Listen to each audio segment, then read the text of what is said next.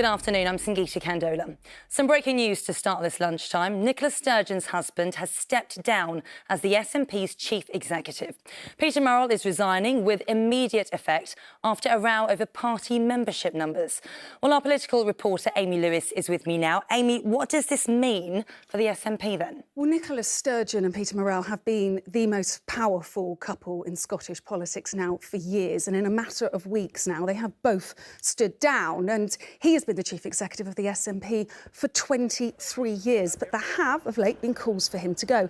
The SNP have been forced to confirm a drop in membership numbers, something they've previously denied, and then yesterday the head of media quit, saying that he had serious issues with statements that he had put out in good faith. And of course, two leadership candidates as well have questioned the independence of the election process, something that he has said today he hasn't actually been involved in. Now, this is what he has said in a statement today. He said, while there was no intent to mislead, I accept that this has been the outcome. As my future has been a distraction from the campaign, I have concluded that I should stand down so the party can focus fully on issues about Scotland's future. So he will be going with immediate effect. It means now that the SNP is looking not just for a leader, but also as well for a chief executive. OK, Amy, thank you very much. In other news, Donald Trump has revealed he expects to be arrested next week. The former president posted on his own social media channel that he's got wind of leaks from New York prosecutors, which will suggest he'll be arrested on Tuesday on charges of paying illegal hush money to a former porn star. The Home Secretary is in Rwanda. This morning, Suella Braverman visited a building site which could potentially house UK asylum seekers that the government controversially plans to relocate there. And here there have been more disruption for train users on another day of strike action. Less than half of today's services are running. The Foreign Secretary has reacted to the issuing of an arrest warrant for Vladimir Putin by the International Criminal Court.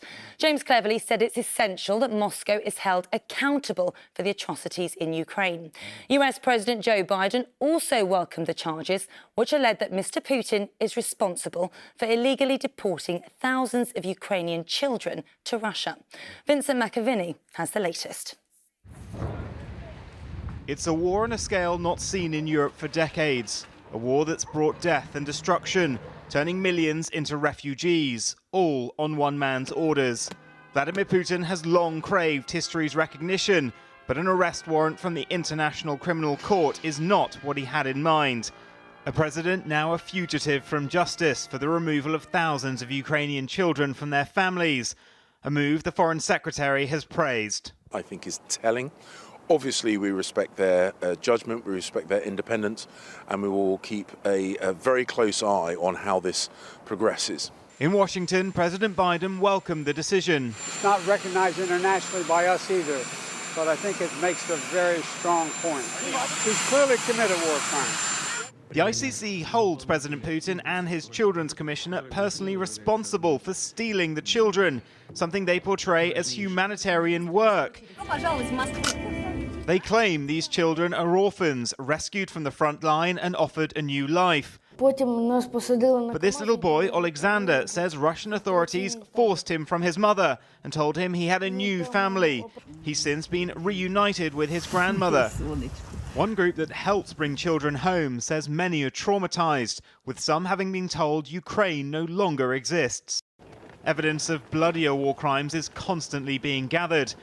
Whilst Putin is unlikely to ever end up in a jail cell, the charges are a big move from the international community, ensuring a head of state will spend his final days hiding from the law.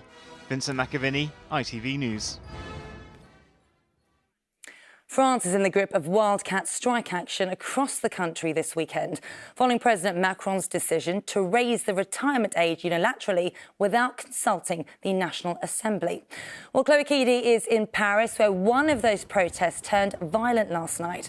So, Chloe, what's the situation there now?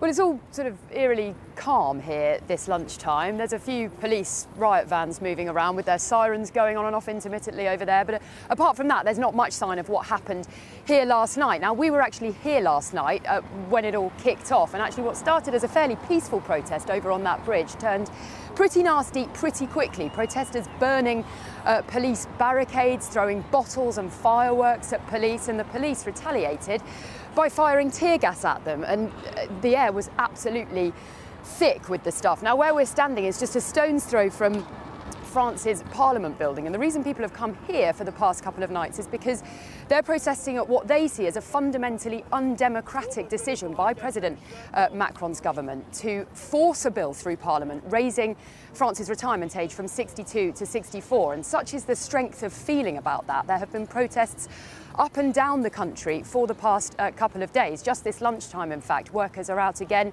in the city of Troyes, which isn't far from here. They're out with their placards protesting, and we're expecting to see more of these kind of spontaneous protests popping up over the course of the weekend. As far as President Macron goes, well, opposition parties have now tabled a motion of no confidence in him, and we will find out on Monday whether that vote of no confidence takes place.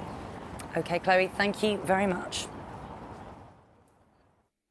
And Ireland could make Six Nations rugby history this St Patrick's Day weekend. The Irish are undefeated at the top of the table after 4 matches. And with a win or a draw against England today, they would win the tournament. And you can watch the match live here on ITV1 or ITVX this afternoon. Wales take on France first, with coverage starting in just a few minutes. And then Ireland and England kick off at 5. And that is all for now. There'll be no Tea Time Bulletin today because of the rugby. We will have the day's news in our next update at 5 to 11 tonight. Have a great day.